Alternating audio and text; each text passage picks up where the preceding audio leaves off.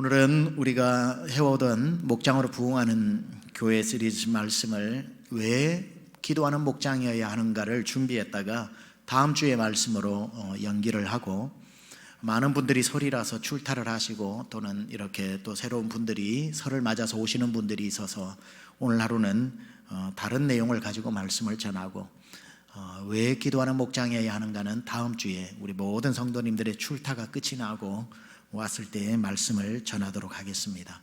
그래서 오늘은 설 명절에 좀 어울리게 제목이 고향이 어디십니까? 하는 제목으로 말씀을 전하겠습니다.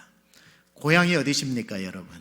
우리 한국 사람들 만나면 제일 먼저 묻고 또 질문을 많이 받는 게 고향이 어디십니까? 라는 그러한 질문입니다. 어떤 분은 지금 있는 이곳이 고향일 수도 있고, 또 손을 내밀으면 닿을 만한 지척에 고향을 두고 있는 분도 있을 테고, 차마 갈 수 없는 머나먼 곳에 또 고향을 두고 그리워하는 분들도 있으리라고 생각을 합니다. 몇 주 전에 어느 권사님 한 분하고 얘기를 나눌 기회가 있었는데, 그분은 6.25 때 아주 유치원 정도 되는 나이에 부모님 손을 잡고 개성에서 저 대전까지인가 공주까지 피난해서 걸어 내려온 이야기도 있습니다. 이북에 또 고향을 두신 분들은 늘 70년 이상 그리워하면서 또 그런 고향을 멀리 두고 있는 분도 있으리라 생각합니다. 어찌되었든 사람은 모두 고향을 그리워하면서 삽니다. 물론 이 고향이라고 하는 것은 지역만을 이야기하는 게 아니라 추억까지도 담고 있기 때문에, 당장에 버스를 타면 1시간 만에 갈 수 있는 곳이 지척에 있다 할지라도 그것은 과거에 내가 자라온, 사철 발벗고 자라온 그 추억까지도 고스란히 담고 있기 때문에 어쩌면 고향은 지역적인 개념보다 마음속의 고향이 더 고향이지 않을까 생각합니다. 이번 설에 우리 다녀오신 분들도 계실 테고, 설을 맞이해서 부모님 만나기 위해 이곳에 와 예배 드리는 분도 있으시겠지만, 정말 민족적 대이동이 고향을 찾아 일어나는 것을 보게 됩니다.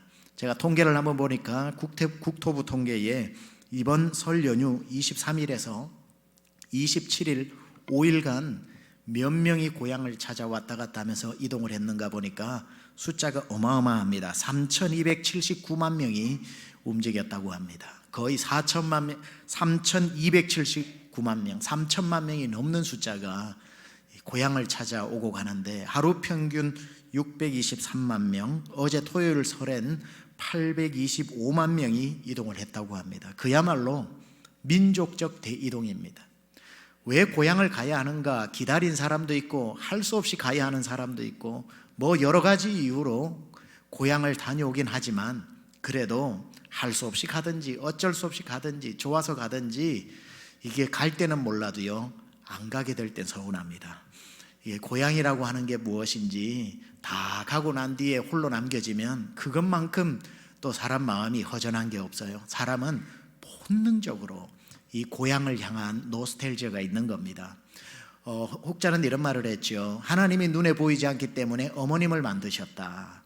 눈에 보이는 어머니를 보면 하나님이 이런 사랑으로 날 사랑하셨겠구나 하는 것을 어림짐작 가늠할 수 있는 것처럼, 아마 천국이 있기 때문에 천국을 닮은 고향을 만들어 놓은 것 아닌가. 언젠가는 돌아가야 할 본향이 있듯이 때가 되면은 가고 싶은 곳이 우리의 고향 아니겠는가. 그래서 갈 때도 있지만 못 간 분들의 마음은 또 서운할 테고, 저도 처음에 미국에 갔을 때에 미국의 설이라고 비유할 수 있으려면은 땡스기빙 데이가 있습니다. 추수감사절 날이 모든 가족들이 어디에 흩어져 있어든지 모여가지고 그렇게 터키를 삶아가지고 구워가지고 이렇게 나누는, 가족들이 모이는, 크리스마스 때 모이고 이러지 않습니다. 꼭 추수감사절 때 모입니다.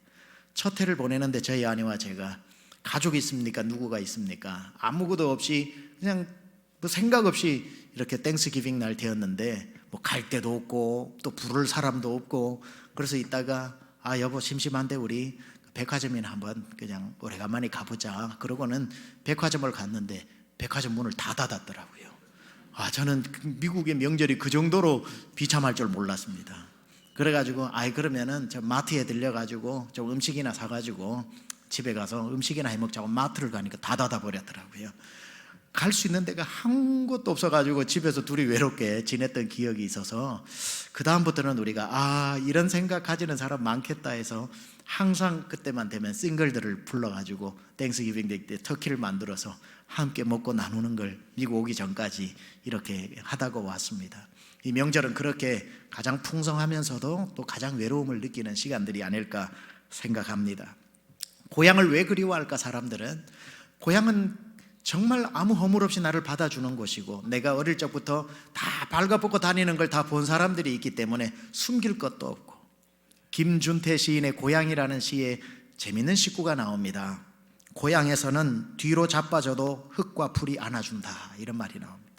고향에서는 뒤로 자빠져도 흙과 풀이 날 받아준다. 얼마나 안정적이고 얼마나 그 풍요로운 표현입니까? 사람들은 그래서 만나면 고향부터 대뜸 묻죠. 고향이 어디십니까? 이렇게 고향을 묻고 혹시나 물었는데 동향이면 그렇게 또 주고받은 것도 없이 반갑기도 하고, 미국에서도 보면은 그래서 향후회가 그렇게 많습니다. 외국에서 같은 동양 사람들끼리 모여서 한 해를 이렇게 향후회 모임을 가지는 것을 보기도 합니다. 여러분은 설에 고향 다녀오셨습니까? 아니면 여러분들이 설을 맞이해서 이곳이 고향이라서 찾아오셨습니까? 어떤 사람은 명절이 되었는데도 찾아갈 고향이 없는 사람이 있고, 반대로 아무도 찾아오지 않아서 쓸쓸히 보내는 사람도 이 중에 있으리라고 생각을 합니다. 그런데 아까 말씀드렸다시피 고향을 당장이라도 그냥 전철을 타고 버스를 타고 한두 시간 달리면 갈 수 있다고 할지라도 이제 그 고향이 타향이 되어버린 것 같은 그런 고향도 있습니다.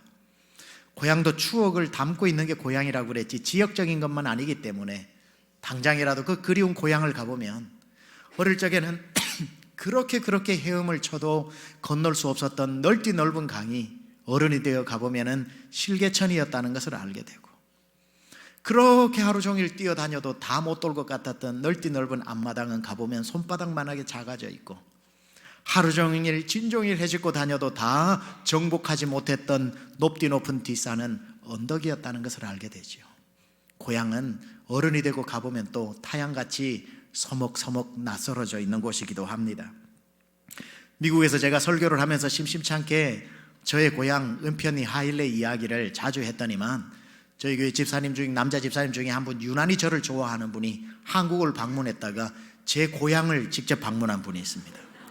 소위 말해 성지순례를 한 거죠. 가가지고 거기에 제가 하도 얘기를 하다 보니까 거기 가서 사진을 다 찍어 왔습니다.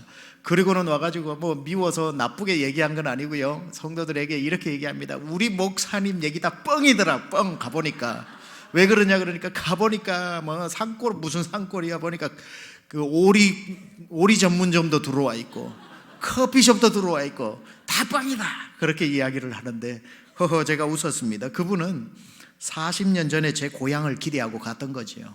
강산이 4번 박힌 데를 가놓고 제 유년 시절의 고향과 안 맞다고 뻥이라고 이야기하는 겁니다. 예, 고향은 변하지요. 그러나 마음속의 고향은 또 변하지 않는 것 같습니다. 사람들은 다 고향을 그리워하는데, 성경을 읽다가 참 고향을 그리워하다가 고향 딱 못 밟고 죽은 한 사람이 또 제 눈에 들어오더라고요. 요셉입니다. 여러분, 요셉은 17살 나이에 강제로 고향에서 쫓겨났습니다. 형제들로부터 무참히 버림을 받고, 그가 청소년 시기 아닙니까? 지금 말하면 고등학교 나이 17, 노예로 팔려갑니다. 그 신세가 얼마나 기구합니까? 노예로 팔려가서 거기에서 최선을 다해서 얼마나 고향 하늘을 보고 울었겠습니까? 아버지, 어머니, 나 안 죽었어요, 나 살았어요. 종살이를 하면서 그러다가 보디발의 아내에게 그 수모를 당하고 모함을 당하고 누명을 썼을 때는 또 얼마나 고향 하늘을 보고 울었겠습니까? 그러면 일이 좀 잘 풀려야 되는데 그 노예 다음이 죄수가 되어가지고 범죄자가 되어가지고 감옥 생활에 들어가니, 야, 요셉의 인생은 얼마나 기구한지 몰라요. 감옥에서는 또 얼마나 어머니 아버지 보고 싶어 울었겠습니까? 청소년입니다. 청소년. 하나님께서 그의 그 마음을 아셨는지 30살 되던 해에 총리 대신이 되어 이집트의 최고의 자리에 오르게 됩니다. 부러울 것 하나 없는, 이제 그야말로 외국에 나가서 성공한 이민자가 되었습니다. 그러고 난 뒤에 창세기 50장에 보면 그는 110세를 살다가 죽게 되었습니다. 자, 17의 집을 떠나서 110살에 죽게 되는 그때까지 타향살이 93년입니다. 타향에 나가서 93년을 살다 보면 타향은 고향이 되지요. 특히 나아가서 성공까지 했으니 무슨 고향이 그립겠습니까? 사람이 17살까지 살았다고 고향입니까? 살아온 93년의 세월이 이제 이집트가 자기의 고향일 만도 한데, 우리의 마음을 먹먹하게 만드는 것은 창세기 50장에 그가 죽기 전에 형제들에게 부탁을 합니다. 이렇게, 내가 죽거든 내 해골을 메고 이스라엘로 돌아가다오. 내가 죽거든 내 해골을 메고 내 고향 이스라엘로 돌아가달라는 겁니다. 이게 사람의 마음입니다. 93년을 타지에서 살아도 여전히 내 해골이 묻히고 싶은 곳, 내 뼈가 묻히고 싶은 곳은 나를 받아주고 뒤로 자빠져도 풀과 나무가 나를 안아주던 그 고향이 그리운 게 사람입니다. 고향을 그리워하는 마음으로 보니 또 제가 좋아하던 시 중에 김소월 시인의 고향이라고 하는 시에 좀 긴 시지만 한 부분이 떠오릅니다. 짐승은 모르나니 고향이 남아, 사람은 못 잊는 것 고향입니다. 생시에는 생각도 아니하던 것, 잠들면 어느덧 고향입니다. 조상님 뼈 가서 묻힌 곳이라, 송아지 동무들과 놀던 곳이라. 그래서 그런지도 모르지만은 꿈에서는 항상 고향입니다. 그냥 타향살이 하면서도 잠만 들면 고향에 가 있는 자기 모습, 고향에 부모님 그리워, 또 눈만 감으면 고향이고, 저는 여기에서 제 마음에 와닿았던 식구가 송아지 동무들과 놀던 곳이라, 그래서 그런지도 모르지만은 꿈에서는 항상 고향입니다. 송아지 동무들이라고 하니까 송아지랑 놀았던 것을 이야기하는 게 아닙니다. 같이 소치던 동지들, 송아지 치러 다니던 친구들. 제가 어릴 적 소먹이러 다닐 때 제 친구 상덕이, 상종이, 해익이, 해식이, 인수를 말하는 겁니다. 같이 소먹이러 가자. 학교 갔다 오면은 집집마다 소 한두 마리씩 몰고 뒤산에 모여가지고 그 소를 산에 다 풀어놓고 상덕이, 상종이, 해익이, 해식이, 인수, 병락이 6명이 모여가지고 그때부터 팔씨름하고, 그때부터 씨름하고 팔베개하고 누워가지고 동요 부르다가 배고프면 남네 밭에 가가지고 감자 캐와가지고 그 서리 해가지고 불 떼워가지고 감자 구워 먹기도 하고, 여름에는 뱀 잡아와가지고 걸어놓고 돌 던져 맞추기도 하고, 그러던 상덕이, 상종이, 해익이, 해식이 이런 송아지 동무들과 놀던 곳이라. 그래서 그런지도 모르지만은 꿈에서는 항상 고향입니다. 그러고 보면 성경에 나오는 인물들은 다 고향을 떠나 타향에서 죽은 사람들입니다. 그야말로 나그네와 외국인으로 살다가 고향 땅 한번 못 밟고 죽은 사람들입니다.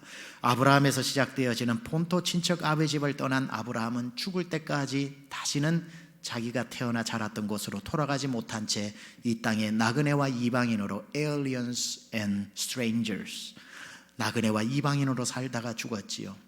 야곱도 21년 동안 저 고향 브엘세바를 떠나 하란에서 살았던 나그네의 신세였고, 요셉은 아까 말했듯이 93년 동안 살다가 고향 땅 밟지 못하고 죽었던 사람이고, 모세도 태어나자마자 어머니를 떠나서 고향 떠난 채 광야에서 80년 살다가 죽은 사람이었고, 다니엘 이야기를 하는데 다니엘은 바벨론의 포로로 잡혀간 사람입니다. 청소년 어린 시절에.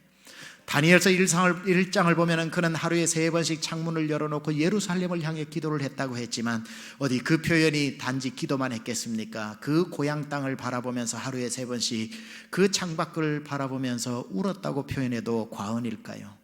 그 젊은 청소년의 나이에 고향을 하루에 3번씩 바라보며 기도 반 눈물 반으로 지낸 삶이 다니엘의 삶이며, 또 이방 땅에 태어나 공주가 된 에스더의 삶은 또 얼마나 기구합니까? 다 보면 고향을 떠나 나그네와 이방인들로 살았던 이야기가 구약 성경의 믿음의 위인들의 삶이고, 그 사람들의 이야기가 오늘 히브리서 11장의 믿음의 영웅 이야기로 고스란히 들어가 있는 겁니다.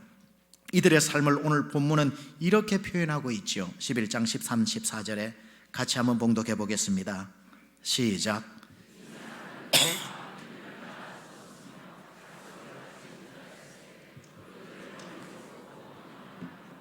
땅에서는 외국인과 나그네임을 증언하였으니 그들이 이같이 말하는 것은 자기들이 본향 찾는 자임을 나타내미라. 이 사람들은 다 외국인으로 살았고, aliens and strangers, 나그네로 살았다라는 표현을 하고 있습니다. 이 사람들은 어떻게 여러분 외국인으로 살고 나그네로 산다는 건요, 그 서름은 말도 못합니다. 오죽했으면 나그네 서름이라는 노래도 있잖아요.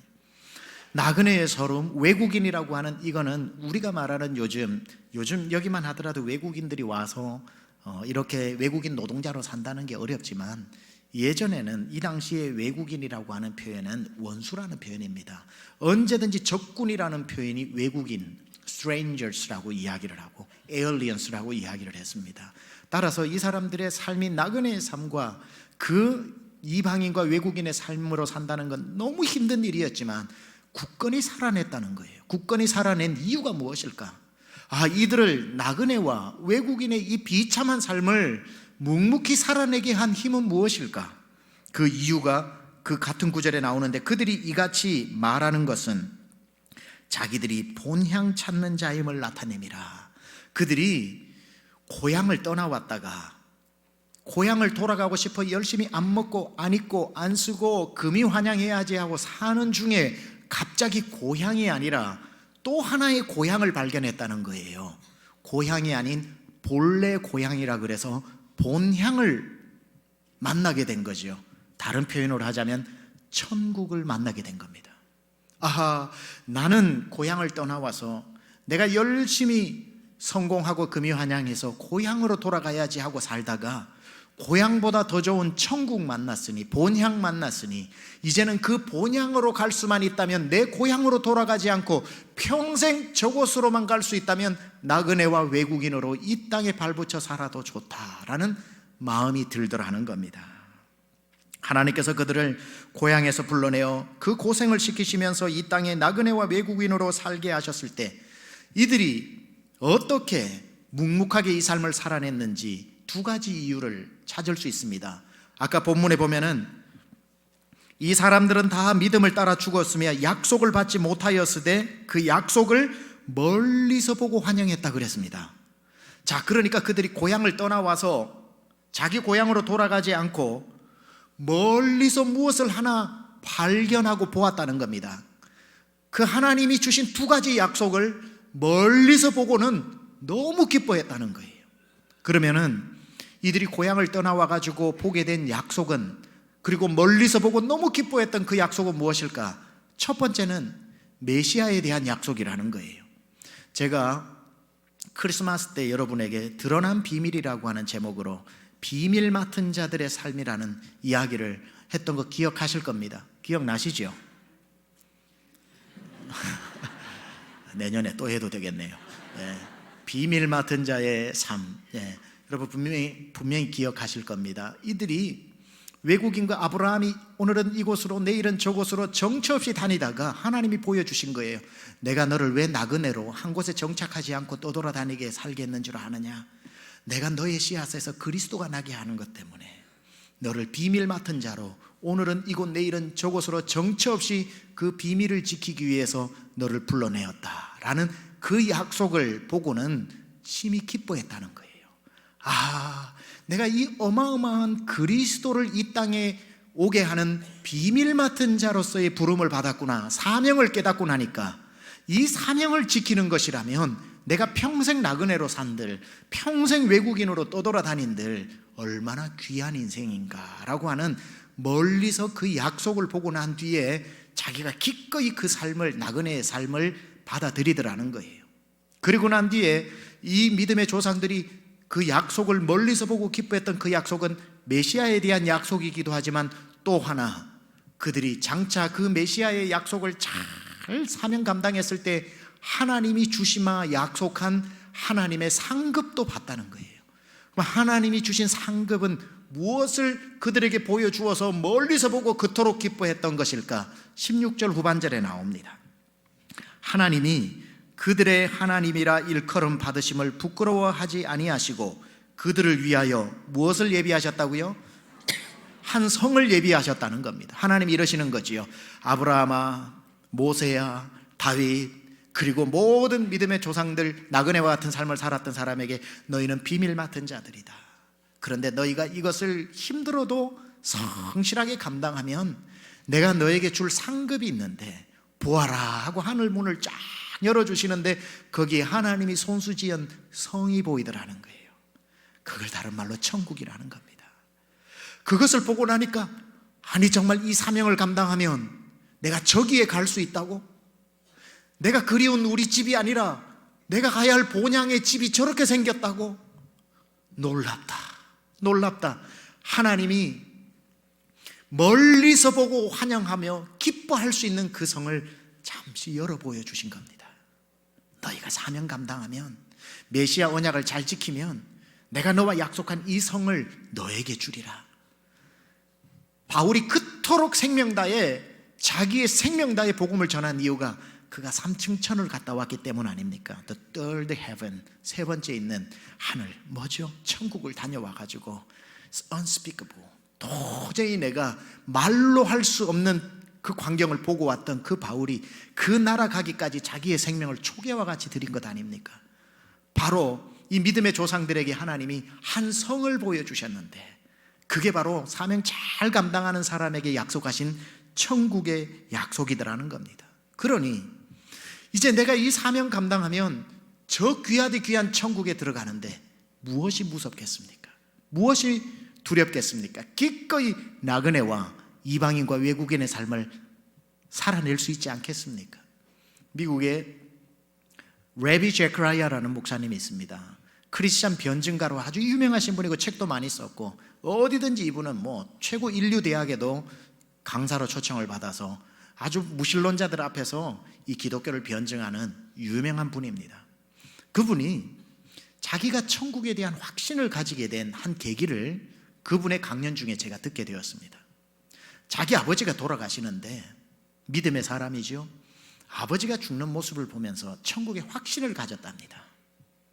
사람이 죽기 직전에는 영안이 열려서 천국이 보인다고 하지 않습니까?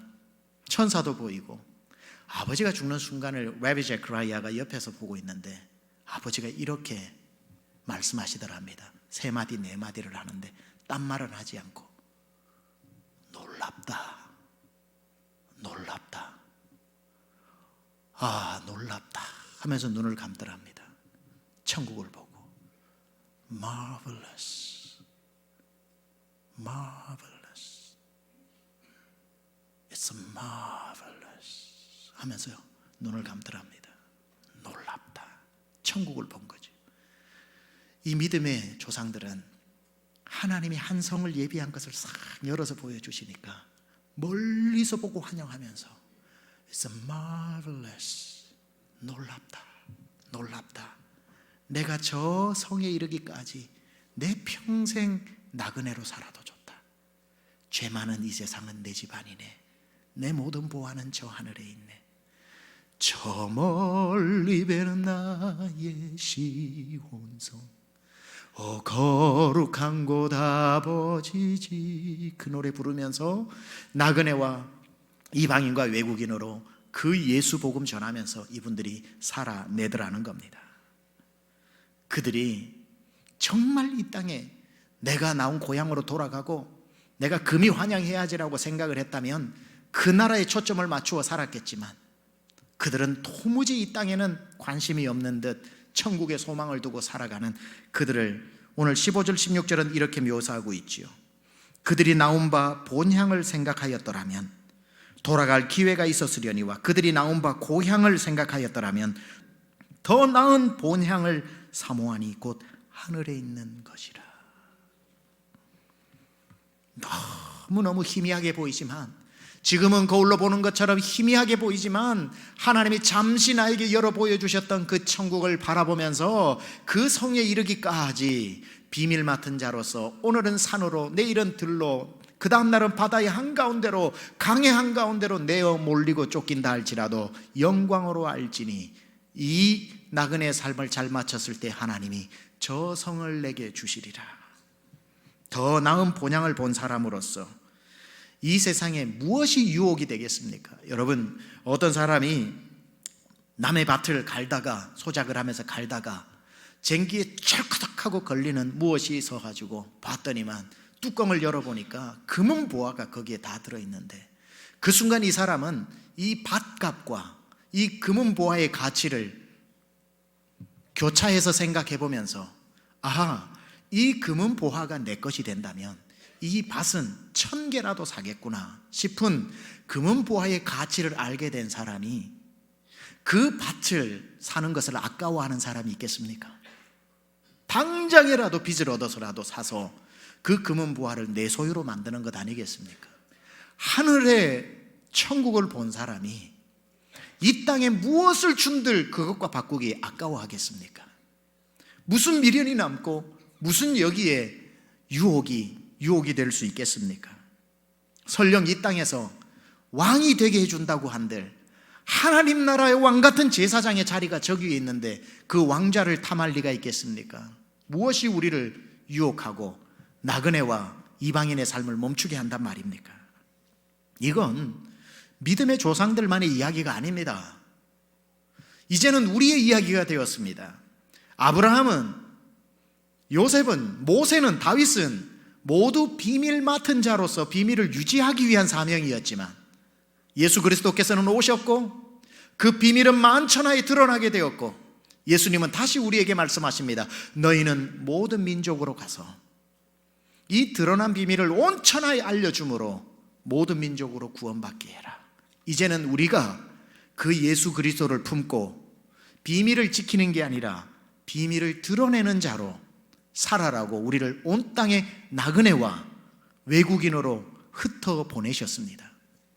이제 우리는 그 복음을 들고 선교사로 나가고 주재원으로 나가나 모양은 주재원이지만 내 본연의 아이덴티티는 선교사로 나가서 그 땅의 나그네와 외국인과 이방인으로 살지만 기꺼이 그 삶을 기쁨으로 살아낼 수 있는 것은 우리에게도 역시 그 성이 예비되어져 있기 때문에 우리에게도 모두 이 자리에 있는 여러분에게도 천국은 예비되어져 있기 때문에 그 천국을 가는 그 기쁨에 우리가 무엇을 주저하고 무엇을 놓기를 어려워하겠습니까?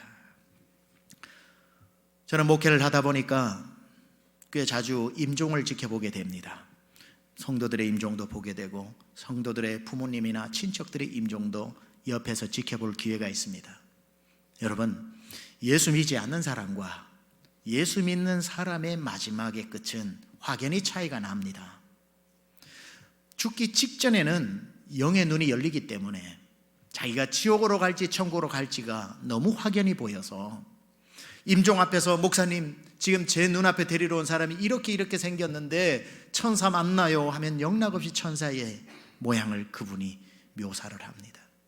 어떤 사람은 이불이 다 찢어질 정도로 가지 않으려고 하다가 주먹을 쥔 채로 죽는 사람도 많습니다. 믿지 않는 사람의 최후와 믿는 사람의 최후는 당연히 다르기 때문에 자취하고서라도 제가 여러분에게 도전하고 말씀드리고 싶은 것은 믿고 구원받은 사람조차도 마지막 죽을 때에 그 모습이 다르더라는 거예요. 어떤 사람은 이 세상 살 때에 계속해서 천국 갈 준비를 하고 산 사람은 그 마지막에 그렇게 평안하게 엄마 품에 안기듯이 작별하고 떠나는데, 지옥 간다는 말이 아니지만 예수를 믿고 천국 감에도 불구하고 예수 믿은 그날부터 기도할 때 예수님 팔 비틀어가지고 내 소원만 이루려고, 복 달라고, 잘 살게 해달라고, 이 땅의 것만 구하느라 천국 준비 미처 못해서 불현듯 다가온 죽음 앞에 당황하면서 가는 사람도 있어요. 예수 안 믿는 사람 얘기하는 게 아닙니다. 예수 믿는 사람 중에도 예수 믿고 이 땅만 준비하고 살다가 갑자기 닥쳐온 죽음 앞에 당황하면서 어쩔 줄 몰라 끌려가듯 가는 사람 있는가 하면, 잘 준비해서 그 본향을 준비하다가 드디어 때가 왔구나 하고 기쁜 마음으로 엄마 품에 안기듯이 가는 사람 있더라는 겁니다. 그 귀한 세월 보내고 이제 옵니다. 주님 앞에 그렇게 내 모든 세월 보내고 주님 앞에 옵니다. 나 이제 왔으니 내 집을 찾아 주여 나를 받으사 맞아 주소서. 어쩜 그렇게 평안한지. 여러분 준비하고 살고 계신가요? 언제 주님이 부르셔도 준비하고 살고 계신가요? 이기욱 목사님 지난 여름에 우리 강남중앙집례교회 출신이고 달라스에서 목회를 저랑 같이 이웃 동네에서 하고 있었던 목사님, 지난 8월 어메이징 어거스트에 와서 말씀 전했던 거 기억하십니까? 못하시겠죠. 제 거 지난달에 했던 것도 못하는데 그분이 오셔서 설교했던 내용이 여러 날 오늘 밤이라는 제목. 많은 사람들은 여러 해 먹을 음식 준비를 위한 여러 날 준비는 너무너무 잘하고 있는데 오늘 밤 내 영혼을 찾으면 누구 것이 되겠느냐 하는 오늘 밤 준비는 안 하고 살더라는 거예요. 여러 날 오늘 밤. 인생을 살다 보면 여러 날 준비도 지혜롭게 하며 살아야 되지만 여러 날 준비와 하는 동시에 오늘 밤 준비도 하고 살아야 되는 겁니다. 주님이 언제 우리를 부르실지 우리는 아무도 모르기 때문에. 그렇다고 해서 이 땅의 것만 보지 말고 이 땅에만 집착해서 살지 말라고 한다고 해서 오해하지 마세요. 저는 이 세상에 누구라도 출세 안 하고 싶은 사람이 어디 있고 성공 안 하고 싶은 사람이 어디 있고 한번 떵떵거리면서 돈 걱정 안 하고 살고 싶은 사람이 어디에 있겠습니까? 다 그렇게 살고 싶지요. 그래서 저는 기도할 때마다 여러분 잘 살기를 위해 기도합니다. 좋죠? 저는 우리 성도님들 다 잘 살게 해달라고 기도합니다. 다 건강하게 해달라고 기도합니다. 이왕이면 다 성공하게 해달라고 기도합니다. 정말이에요. 제 목회 철학은 제 아이 둘에게 해줄 수 있는 기도면 성도에게 해줘야 된다. 저는요 저희 아이 둘을 안수해주면서 하나님 우리 영광이가 실패할지라도 주님을 떠나지 않게 해주십시오, 이 기도 잘 안 나오던데요. 하나님 우리 영광이가 앞으로 고난 가운데 살지라도 주님 떠나지 않게 해달라는 기도, 부모의 기도로 하니까 안 나오던데요.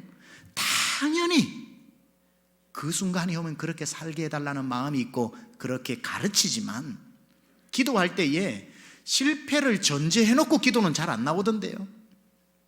저희 아이들에게는 하나님이 이 아이에게 지혜 충만, 성령 충만해 주셔서 시온의 대로를 열어주셔서 하나님 앞길에 하는 일마다 형통케 해달라는 기도가 부모로서 자연스럽게 나오던데요. 자기 자녀에게는 그렇게 기도하면서 성도에게는 안수하면서 실패할지라도 하나님을 부인하지 않고 이렇게 하는 건 아니지 않겠는가. 그래서 내 자녀에게 해줄 수 있는 기도면 믿음의 자녀인 성도와 성도의 자녀는 당연히 해줘야 된다. 그래서 저는 여러분 잘 살기를 축원합니다. 건강하시기를 축원합니다. 무병장수하시기를 축원합니다. 하려면 성공하시기를 축원합니다. 그런데 그런 데가 중요하죠. 그런데 성공을 해도 범주가 있습니다. 출세를 해도 범주가 있습니다. 바운더리가 있습니다. 어디까지만 돈 벌어야 하고 어디까지만 출세해야 되냐면은 주님이 그만하면 미련 없이 놓을 수 있는 데까지만 하시면 됩니다.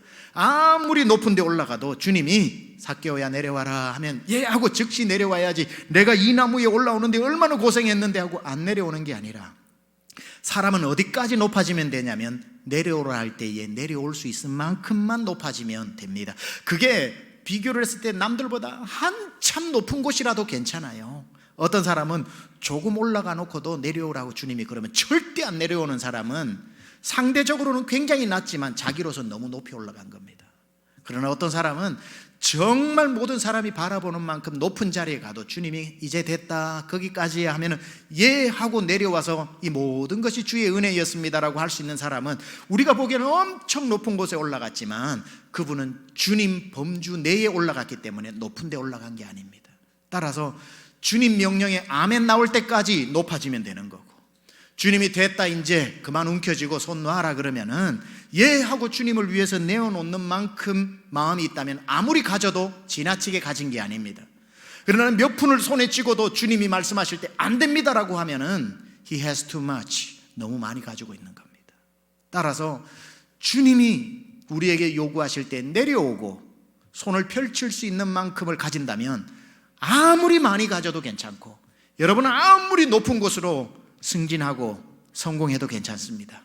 주님이 됐다 할 때 순종할 수 있는 만큼이 우리가 가질 수 있는, 누릴 수 있는 맥스라고 생각을 합니다. 어차피 우리의 돈, 대부분의 사람들은 자기가 가진 돈 한 번도 못 만져보고 죽는 사람 많습니다. 통장의 숫자로만 보고 죽습니다. 통장의 숫자로만 보지 만져보지도 못하는 돈, 그냥 주님 앞에 누구야 하면은 그냥 주님 앞에 기쁨으로 내어놓고 나의 본향은 저것이지요 라는 내 진짜 주소를 아는 사람은 행복한 사람입니다. 톨스토이가 1886년에 쓴 글입니다. 그 글 안에는 파홈이라고 하는 한 젊은이의 이야기가 나옵니다. 이 파홈이라고 하는 젊은이는 땅에 대한 욕심이 많았습니다. 땅에 대한 욕심이 많아서 어디든지 좋은 땅을 싸게 살 수 있는가에 혈안이 되어서 땅을 찾아다니는 사람이었지요. 그렇게 열심히 땅을 찾아다니는 동안에 바슈키르족이라고 하는 한 부족 마을에 도착을 합니다. 자기가 지금까지 봤던 땅 중에 그렇게 아름다운 땅을 처음 보니 욕심이 생긴 겁니다. 야, 이 땅을 차지할 수만 있다면 내 인생을 다 죽으로서라도 바꿀 가치가 있다 생각을 하고 침을 흘리고 있는 그때에 바슈키르족 족장이 와서 이야기를 합니다. 당신이 이 땅을 가지고 싶냐고. 누군들이 이 땅을 안 가지고 싶겠냐고. 나는 가지고 싶다고 이야기를 하니 이런 거래를 합니다. 당신이 우리 마을에 1000루블을 주면 오늘 해가 뜰 때부터 뛰어서 해가 질 때까지 돌아오는 모든 땅은 당신이 가질 수 있다. 그 근사한 제안에 기꺼이 이 파홈은 1000루블을 지불을 하고 다음날 아침 해가 뜰 때까지 기다립니다. 해가 동쪽 하늘로 떠오르는 기미가 보이기가 무섭게 그는 다름박질을 해서 가능한 한 해가 중천에 뜰 때까지 달려가고 중천을 지날 때부터 되돌아오면 그 땅이 다 자기의 땅이 되는 가슴 벅찬 그 다름박질을 시작합니다. 얼마나 달렸을까? 해는 왜 그렇게 빨리 움직이는지 한참을 달리고 났더니 해가 중천에 떠 있습니다. 아, 이제 돌아갈 때가 되었다. 미련 없이 돌아왔던 그곳으로 가기 위해 반환점을 돌려고 하는데 이게 웬일입니까? 돌려고 하는 그 찰나에 저 너머로 오늘 하루 종일 달려온 땅과는 비교도 할 수 없는 아름다운 땅이 강이 굽어 돌면서 그 햇살에 반짝반짝 금빛을 내며 비치는데, 야, 오늘 달려온 땅은 다 몹쓸 땅같이 보이고 어쩜 저렇게 이 멋진 땅이 저기에 남았는지 마음에 고민이 됩니다. 머리로 계산을 하죠. 내가 다시 뛰어가서 저기까지만 내가 밟고 오면 조금 더 빨리 달리면 내가 해가 지기 전에 들어갈 수 있을 거야. 계산이 거기에 닿자 파홈은 다시 달려가기 시작하고 그 멋진 땅에 자기의 발자국을 남기고 다시 돌아오려고 하는데 이게 웬일입니까? 돌려고 하는 그때의 그 너머에 지금까지는 어디에서도 본 적이 없는 너무나도 아름다운 땅이 자기를 향해 손짓을 하고 있는 겁니다. 이제 이 지금 돌아가지 않으면 하루 종일 달려온 땅을 하나도 얻지 못할 것 같은데 그래도 저 땅을 놓치기에는 너무 아까워서 또 머리로 계산을 하죠. 그래, 내친 김에 더 빨리 뛰면 되지 뭐. 그리고는 그 땅을 향해 다시 뛰어가는데 가슴이 벅차오르고 심장이 턱 밑에까지 숨이 차오릅니다. 그러나 마침내 그 땅을 다시 밟고 해는 벌써 중천이 아니라 절반 이상이 기울어져서 이제는 아무리 달려도 제 시간 안에 들어간다는 보장이 없자 이제는 가야 해 하고 이렇게 다시 반환점을 도는데 이게 웬일입니까? 저 너머에 지금까지의 땅보다 더 멋진 땅이 손짓을 하고 있는데 파홈은 그렇게 어리석은 자가 아닙니다. 알뜰하게 그 유혹을 물리치고 이제 남은 시간 죽을 힘을 다해 자기가 출발했던 지점으로 뛰어가기 시작합니다. 예정했던 것보다 훨씬 빠른 속도로 달려야 했고 숨은 턱 밑에 차오르기 시작하는데 그 태양은 서쪽 하늘로 무심하게 빠른 속도로 넘어갑니다.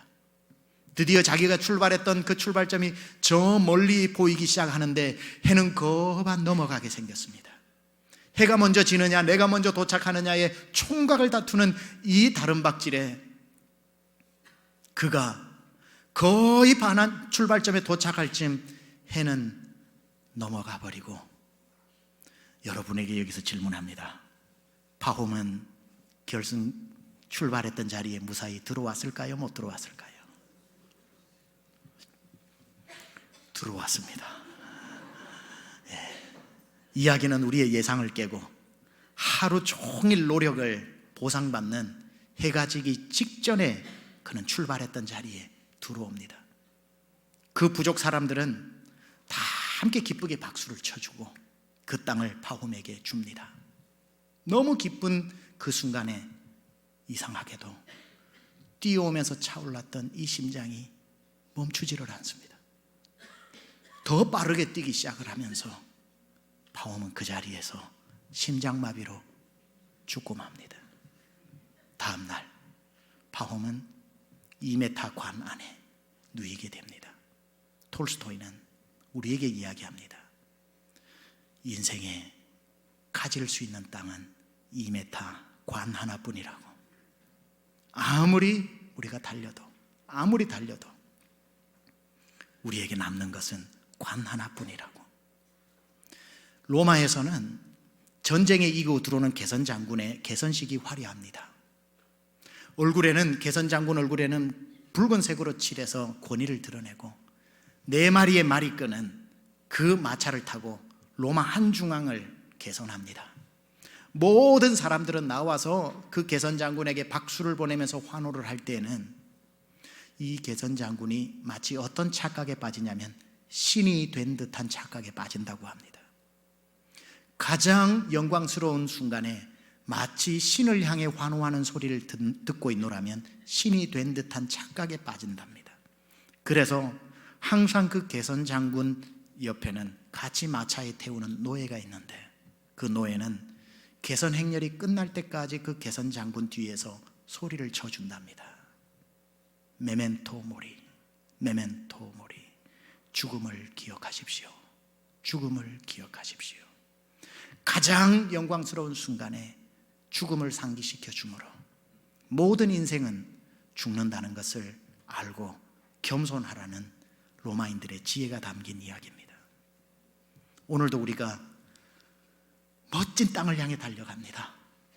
저것만 넣으면 행복이 있을 것 같고 저것만 내 것이 되면 행복이 있을 것 같지만 우리에게 남겨진 것은 이 땅에는 2m짜리 관 하나뿐일 것이고 우리가 진짜 갈 곳은 그 믿음의 선조들이 보면서 It's marvelous, It's marvelous, 놀랍다.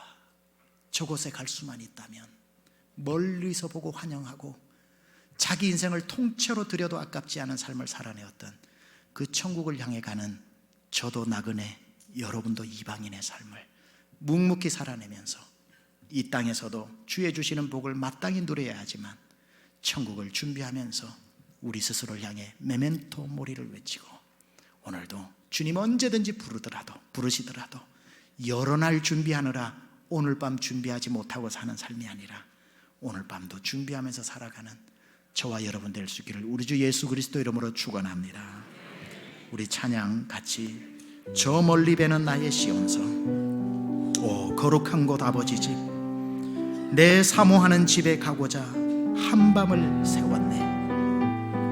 아득한 나의 갈 길 다 가고 저 동산에서 편히 쉴 때 내 고생하는 모든 일들을 주께서 하시네. 우리 다 함께 일어나 고백적으로 찬양하겠습니다.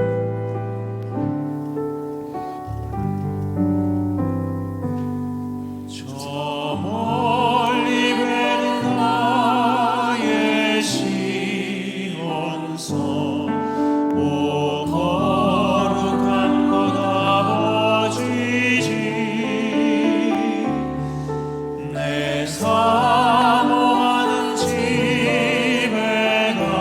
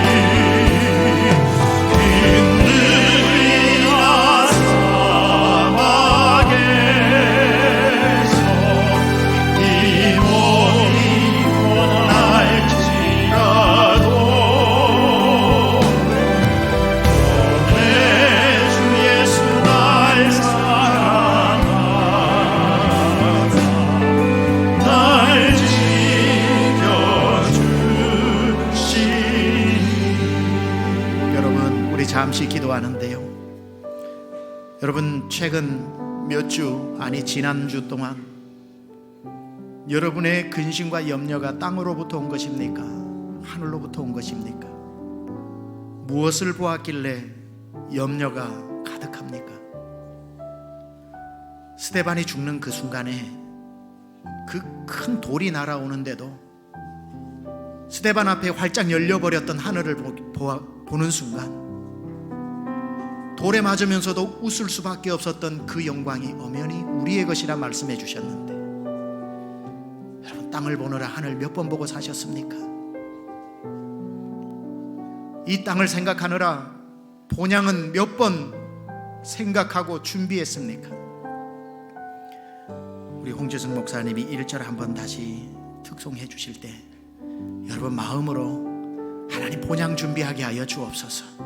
이 땅에서 하는 것도 매우 중요하지만, 여러 날 사는 것도 중요하지만, 오늘 밤 준비하면서 그 나라 갈 때까지, 날 위에 빚어 만들어 놓은 그 시온성에 갈 때까지 묵묵한 이 걸음을 천국만 바라보고 살게 하여 주옵소서. 우리 하는 마음으로 우리 기도하며 나가겠습니다.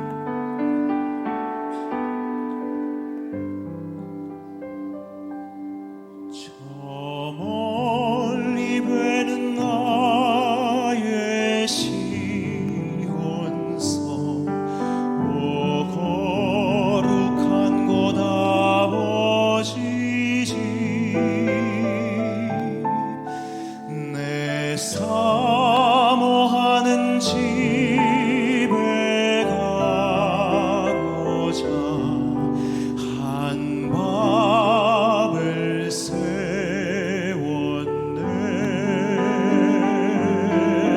저 망망한 바다 위에 이 몸이 상할지